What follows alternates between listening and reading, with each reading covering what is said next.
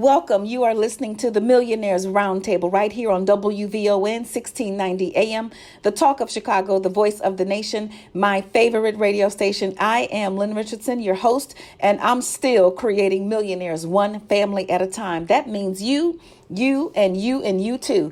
And in order to create millionaires one family at a time, we got to spend less money. We got to keep more money. We got to get more money. And then we have to get our money back. And so in light of the award show season, I get the opportunity to not just travel around the world, but also to work with some of the world's greatest entertainers.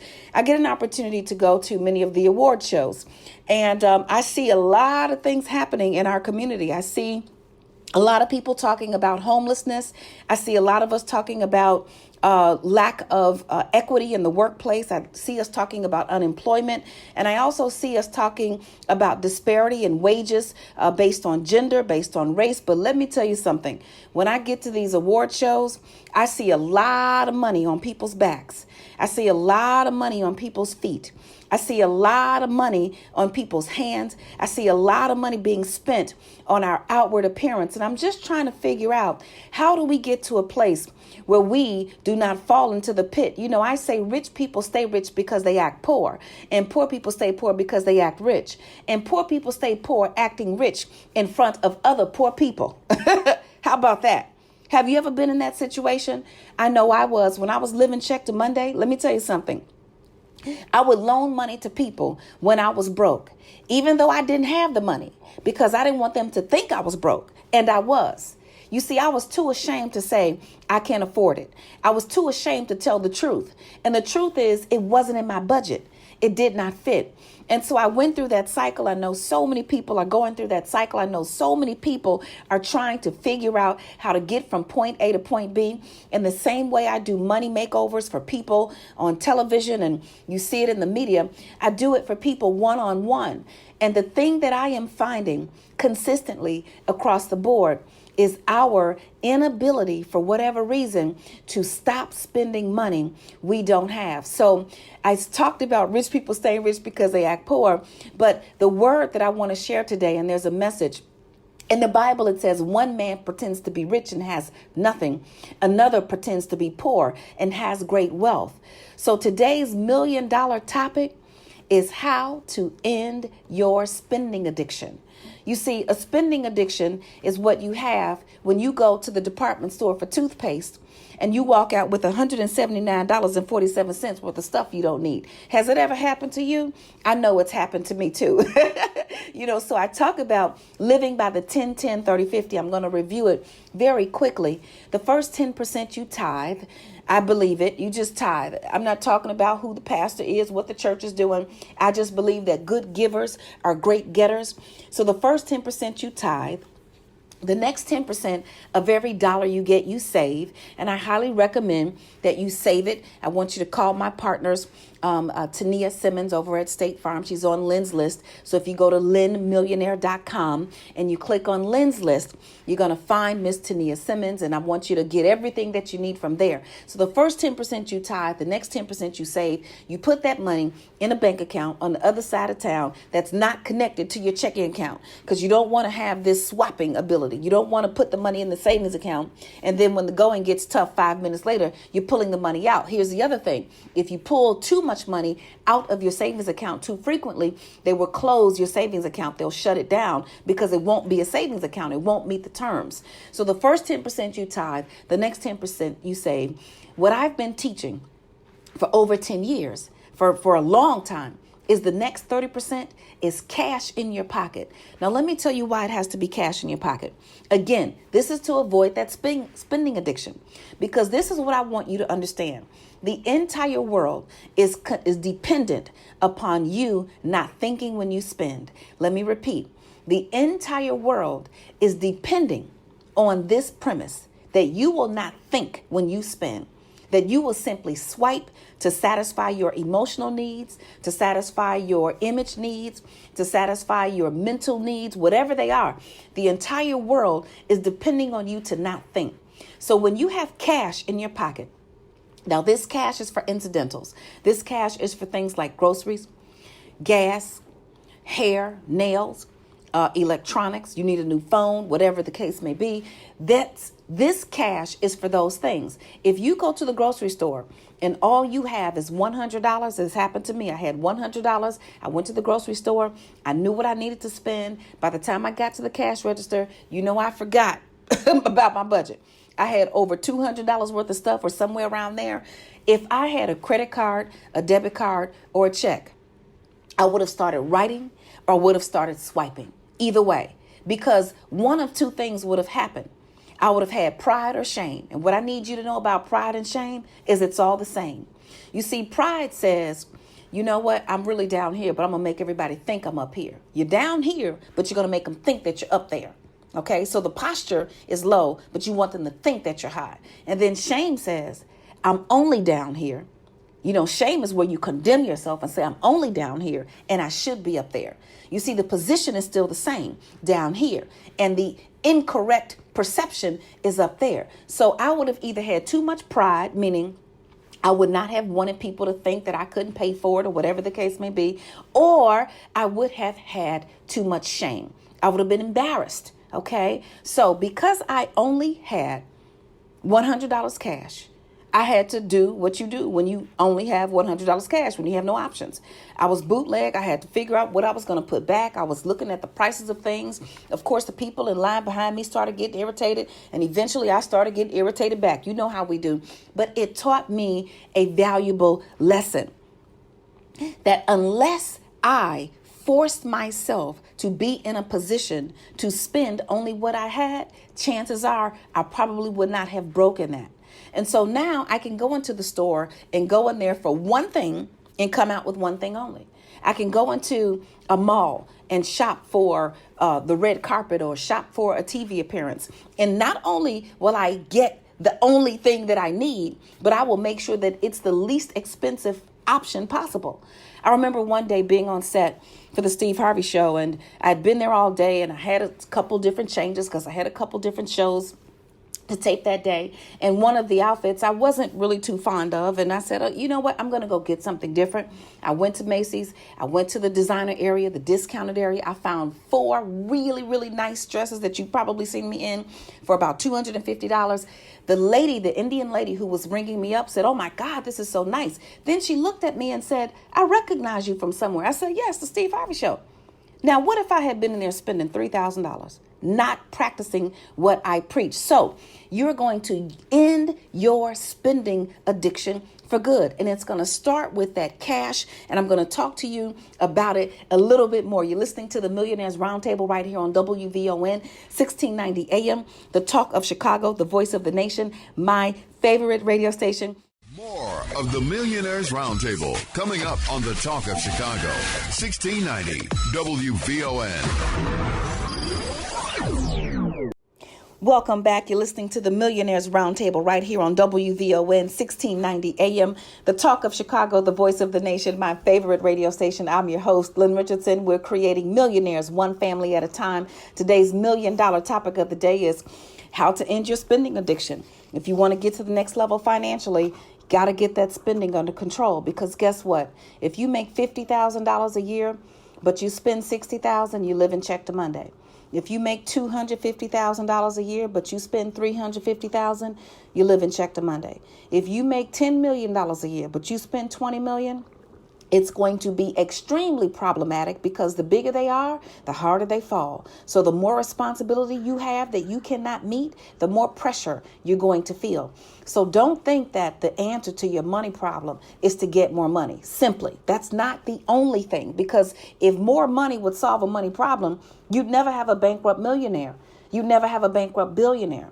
So it's a mindset change. Now, I want to talk to you a little bit about the mindset that we want to change. You know, I am aware that there is an unfortunate situation happening throughout our communities. And I'll talk to you about one of them in particular. I know that there are children in high school, young adults who are in high school who are homeless, or at least classifying themselves as homeless for one reason or another. Maybe there's a domestic issue at home. Maybe the parents simply are not available. But these children are being classified as homeless, and it's a system. And being classified as homeless means that they get access to free lunch, free transportation, free bus card, no expenses. If there are specific things that require a fee at the school, then they don't have to, either A, they don't have to participate, or B, they get to participate complimentary. Now, here's the problem. First of all, I want to, give my utter just respect. I think homelessness is something that should not happen. I know what I'm going to do as I grow and as I get more empowered. I understand that my capacity is to help other people who are not as fortunate as I. The only reason in this world why you get an opportunity to live better, be better, do better, and get more is to help yourself and help build the kingdom, help other people. So I believe that. But I also know that there are instances, and it's more instances that I care to even acknowledge, where these same people who are claiming that they are homeless are also showing up at proms with, $700, $900 shoes, red bottoms. Let me tell you something. There's nothing about a red bottom that I ever want that's going to cause me to pay $900 for it. I'm just not going to do it. They're showing up at prom with dresses and $500 weaves and nails done and, all of these things. And we have got to get a handle. We've got to get a handle on where we're spending our money and why we are placing value in things that don't bring us any value. Why are we doing that? I believe we come from a history of not having.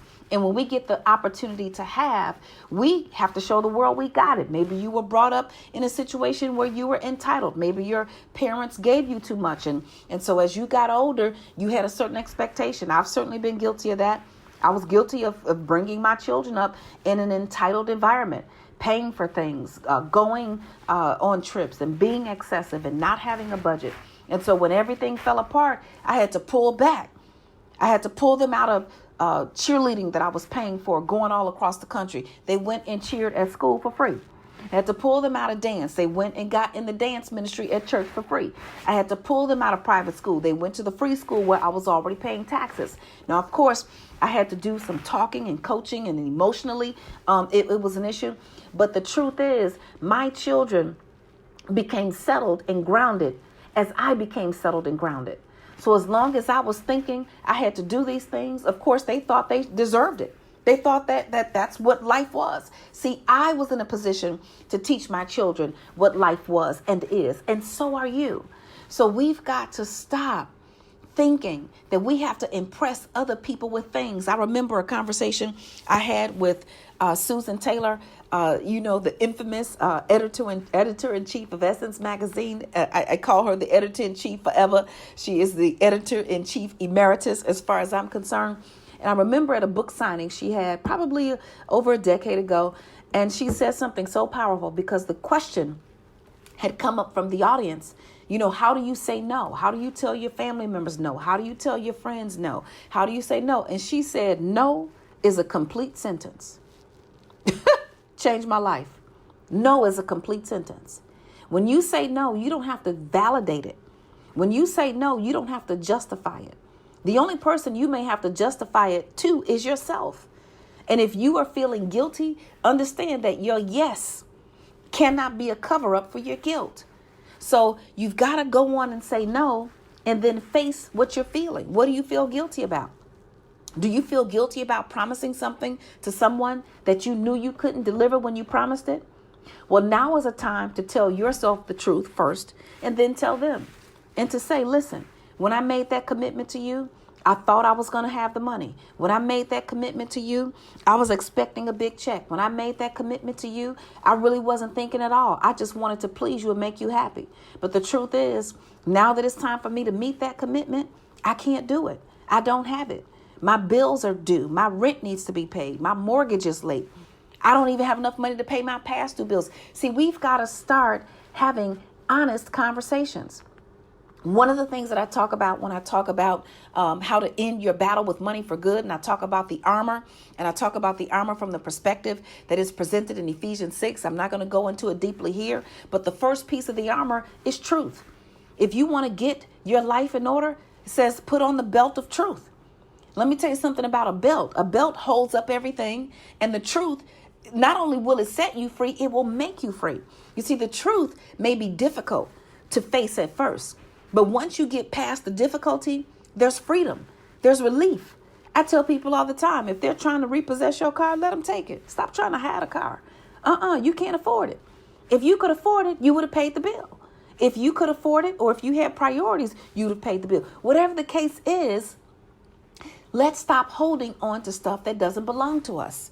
And if we don't have the money to pay for it, if we have made mistakes, if we have not been in order, whatever it is, now is the time to let go. We're talking about ending your spending addiction.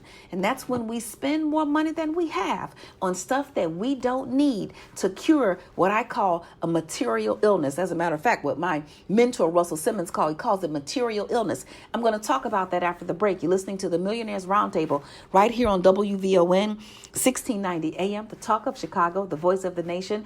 I am your host, Lynn Richardson. If you having issues right now, call me at 888-LYNN-123. That's 888-596-6123.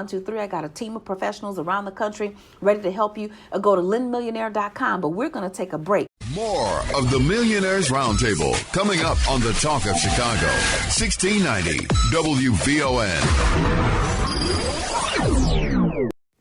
Welcome back. You're listening to the Millionaires Roundtable right here on WVON 1690 AM, the talk of Chicago, the voice of the nation, my favorite radio station. I am your host, Lynn Richardson, and we are creating millionaires one family at a time. And in order to do that, you know what I'm going to say, we must end our spending addiction. When I was on the Super Rich tour with Russell Simmons, one of the issues or one of the concepts in the book is this idea of needing nothing. You see, when you operate from a state of needing nothing, then you already have everything. When you don't need anything, there's no anxiety. When you don't need anything, there's no fear. When you don't need anything, you get to operate in your full power. Let me explain what I mean to you by not needing anything. It certainly doesn't mean you don't need food, water, and shelter. Absolutely, it means you need that. You must eat. You must have a safe place to sleep. You need safety and security. You need a roof over your head. You need heat in the wintertime. But what I'm saying is this. When you have what you need, not putting any anxiety on the things that you don't have gives you the power to go out and get it. So let me give you an example. When I filed bankruptcy in 2008, I decided that I didn't want any debt at all. Now, I was in love with my Lexus. I love that Lexus. It's my favorite car. I'm probably giving a free advertisement right now, but you know what? It is what it is. It was pearl white. I bought it for a significant discount. It had one previous driver, one previous owner who only drove it. I think she only drove it to the grocery store and church because it had barely any miles on it. So I got it at a significant discount, and it was my car. It's what I wanted. It's what I loved. But when I made the decision to file bankruptcy, I didn't want any debt. I didn't want to pick and choose which debt I was going to keep.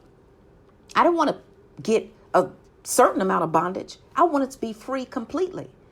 And I did not have a need to continue to attach myself to a Lexus that was going to cost me money every month when I had another car that I could drive for free. I had another car that was paid off. I had a Toyota and I had an old BMW. And I know it sounds like it was a great BMW, but no, it was very old. It was very old. I think I bought it for maybe $1,500 or $2,500. That tells you how old it was.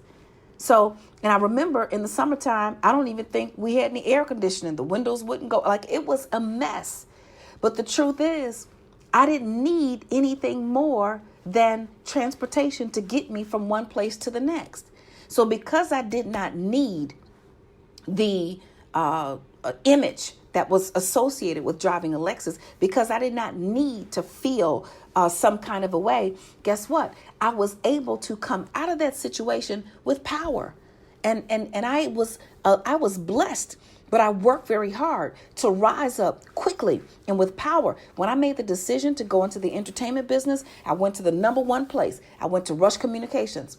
When I made the decision to help people because I opened a magazine and I saw Susie Orman standing there with Jay-Z and Beyonce and all these entertainers, and they were talking to 10,000 African American and Hispanic people, I thought, now Susie's great. She gets all my love and respect, but that's supposed to be me because I can say stuff to my people that maybe someone of another race cannot. That just is what it is. And in addition to that, I have a different flavor. I have a different style. There's enough out here for all of us. And so because I didn't need anything, I got everything.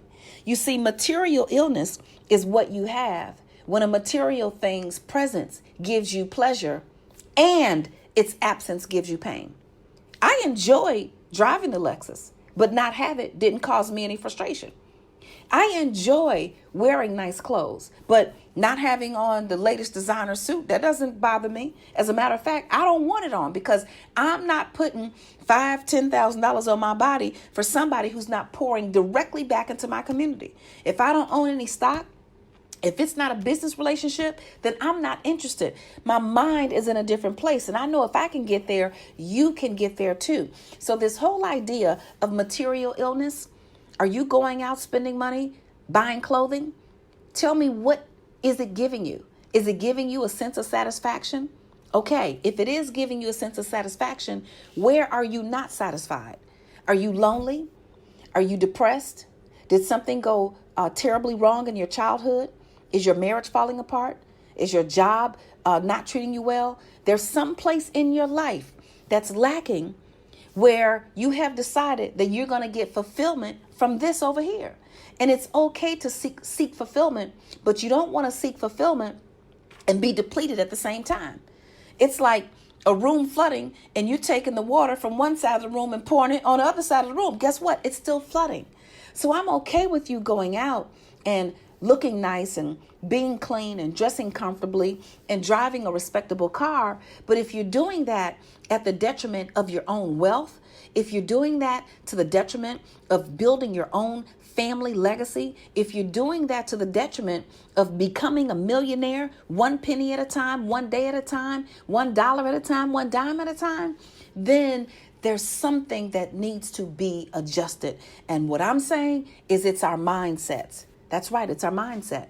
So the state of needing nothing means I'm satisfied with what I have. Now, I'm not settling here, but it's not causing me any pain or frustration either.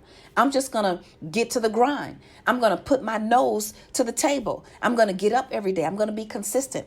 And whatever that consistency is, I'm going to work out. I'm going to get my business in order. I'm going to go after my clients. I'm going to put my website together. I'm going to do what I have to do to get where I'm trying to go.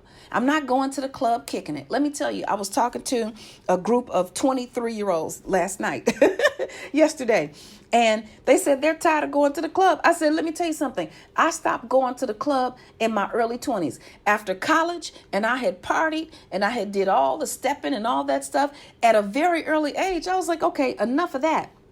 Because I've got something that I want to do with my life and I see it. I can taste it. I can feel it. And it's not at the club. I've got a dream that I know that I can accomplish and it's not at the club.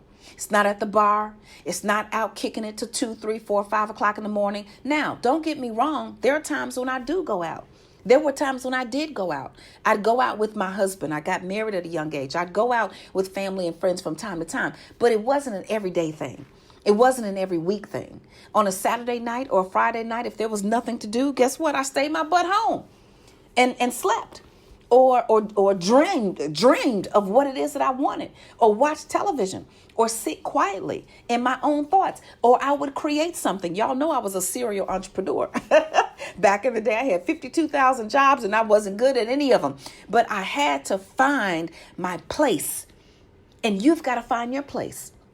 And when you find your place, when you find your power, you won't have a need to go out and buy clothes and spend money on things that you cannot afford. You won't have a need to just go in the mall. Let me tell you something about window shopping.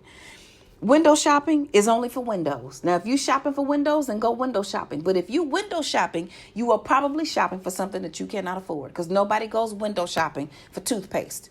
Nobody goes window shopping for bleach. Nobody goes window shopping for soap. Nobody goes window shopping for basic necessities. We're always window shopping for something that we're dreaming of. And what I'm saying to you is I want you to start window shopping for your dreams. I want you to start window shopping for that business plan. I want you to start window shopping for a strategy. I want you to start window shopping for real wealth. I want you to start window shopping for worth. There are so many things that you can get involved in. Every year, we do the wealth experience. Join us. It's me and MC Light and a whole bunch of great women, some who you know and some who you don't, and everybody's the same. Everybody's great. Join us at the wealth experience at the top of the year. Join us at some of these events. Come to the networking events. Go to the home ownership workshops. Go to the financial conferences. Go to the empowerment retreats. Window shop for that. Spend your money on your mind. If you have 9 broke friends, you probably going to be number 10. Do you want to be number 10? I would want to be number 10. And if you have 8 wealthy friends, if you have not 8 wealthy friends or 9 wealthy friends, let me tell you, you will be number 10. Hang around the people who you aspire to become like. If you're the smartest person in your group, you need a new group. I feel the same way about me. A lot of times I'm the smartest person in the room, or I have the most experience. And when I have the most experience, I have the most headache. When I have the most experience, I have the most frustration. So I want to move to a place where I've got a chief of staff who's much better with communicating with lots of people than I am. I don't want to talk to anybody. I want to talk to you on the radio, on the podcast, on YouTube, or at an event. But one-on-one, I have so many things happening massively. So I have to get people who are good at that. I have to get people who are good at technology. I have to get people who are good in the area where they've been gifted. So this spending addiction, everybody's depending on you to succumb to what's called subliminal persuasion. Subliminal persuasion used to be legal. You'd go to the movie and think you were watching E.T. or whatever the movie was, and what would be flashing quicker than your eyes could see, but not too fast for your mind, is eat popcorn and drink pop. So that's what you go do. Now it's everywhere. It's in social media. It's popping up on your notifications. It's in your feed. It's everything that you see. But let me tell you something about the wealthy people I know and that I'm around. They don't spend money on this stuff. They get it for free. People send it to them for free. They ship it to them for free so they can wear it so you can buy it.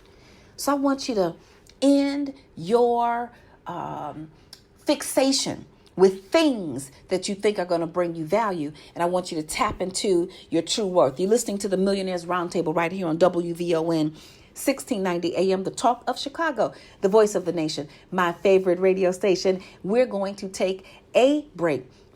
More of the Millionaires Roundtable coming up on the Talk of Chicago, 1690 WVON.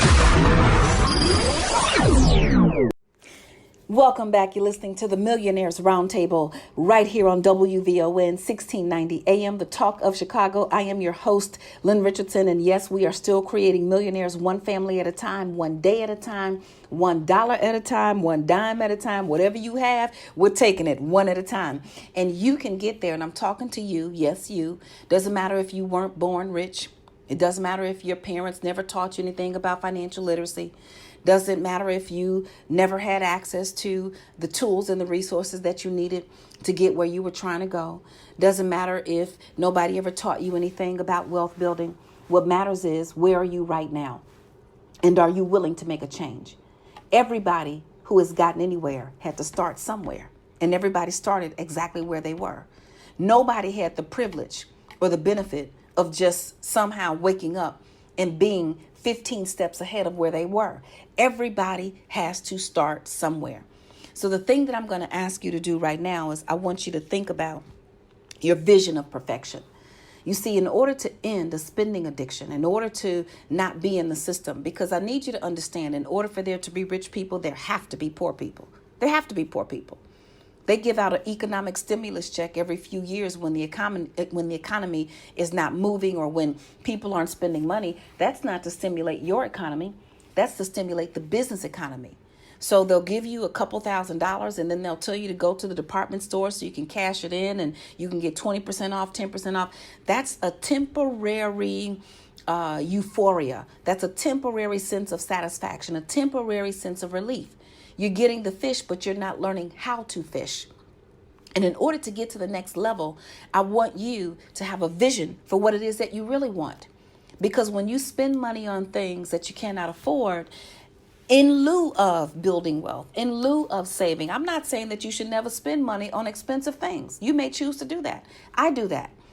Some of my pieces of jewelry, some of my handbags, they are things that I have made a choice to purchase. They are things that I have chosen to invest in for whatever reason. And you know, ladies, I tell you about the universal purse test. If the purse costs more than the amount of money you can keep in it on a regular basis, leave it on the rack. So if you have a $500 purse, but you cannot put $500 in it on a regular basis, that's not the purse that you get.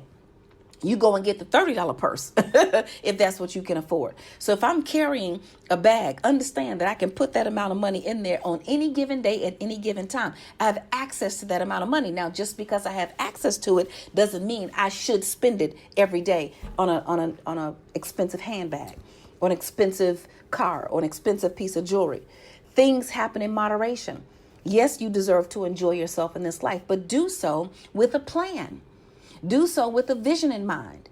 So if you want to look good, then what I also want you to understand is, what do you really want? What is your vision of perfection? I have a process that everybody can go through. If you're listening to this, you can call my office right now at 888-LYNN-123, or you can go to my website at lynnmillionaire.com, click Get Help, and go through the process so you can have a consultation with me. And I will put you through the process where you can create your financial vision of perfection. What does your financial life look like? Can you envision it? If you can envision it, and then if you can make a plan to get there, then it's going to probably halt you from making the decisions that are going to stop you from getting there. It's real simple.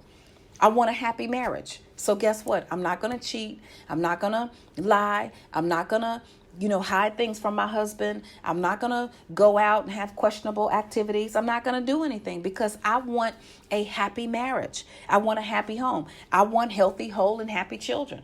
So guess what? I'm not going to run around the world spending money and going on fancy trips and just doing things that I want to do that I should be able to do for myself. I'm going to sacrifice. My children are going to see a mother who works hard. One who comes home every night, unless she's traveling. But if she is traveling, she's doing what she said she's going to do, and nobody has to guess, well, where is she? We haven't heard from her. What is she doing? They're going to see me bringing money back into the household. They're going to see me investing in their dreams. They're going to see me holding them accountable. I want a great business, so I'm going to be loyal. I'm going to be loyal to the end. You can't come to me in my business and try to disrupt it by bringing down the people in it. It's not going to work. It's not going to happen. So I'm going to give what I expect, and what I want to receive is loyalty. So I am loyal in return. Now, I'm going to tell you the truth. If something isn't working right, I'm going to say this isn't working right. I'm going to be honest with you, and I'm going to train you, because I want great people in the company with my money. I want a retirement plan. I want a pension. I want a 401k. I want to make sure that if something happens to me today, that my legacy can continue on tomorrow without me. I'm not that selfish to think that it can only happen with me. I want it to grow. And as a matter of fact, I want it to be bigger than me without me. How about that?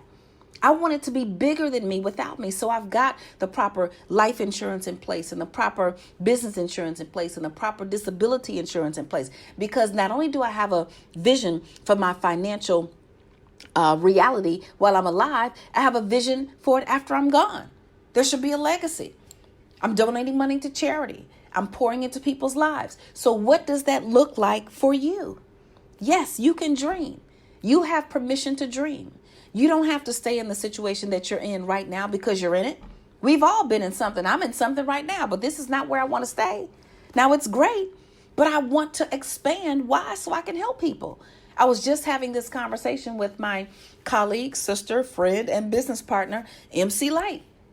And I said, there are so many things happening in our enterprise. And guess what? It's all happening so that we can be of service to others.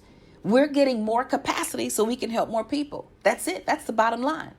So what are you going to do about the problem that you know you have, that you are choosing to have yourself, just like I was? When I was living check to Monday, it was because of my own issues.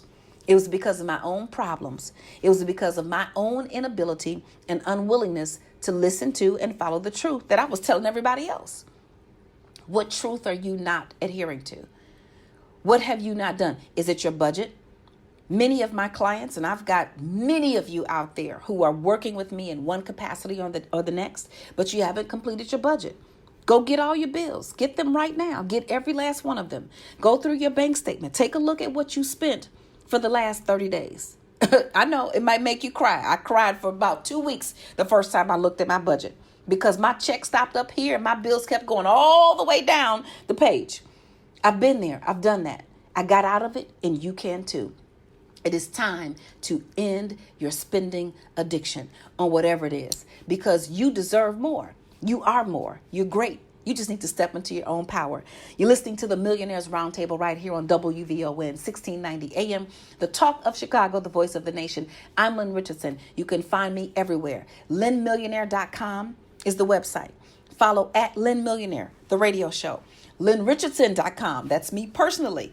And you can follow at Lynn Richardson on all social media. Don't stop. Don't hesitate. Reach out now. Let me help you. And I'll talk to you next time. Bye-bye. You have been listening to the Millionaires Roundtable. I am your host, Lynn Richardson. It's WVON 1690 AM, the talk of Chicago, the voice of the nation, our favorite radio station. I want you to follow me on social media at Lynn Richardson. Follow this show at Lynn Millionaire. Go and get help at asklynn.org because I want to help you take it to the next level. Guess what? I'll talk to you next time. Bye-bye.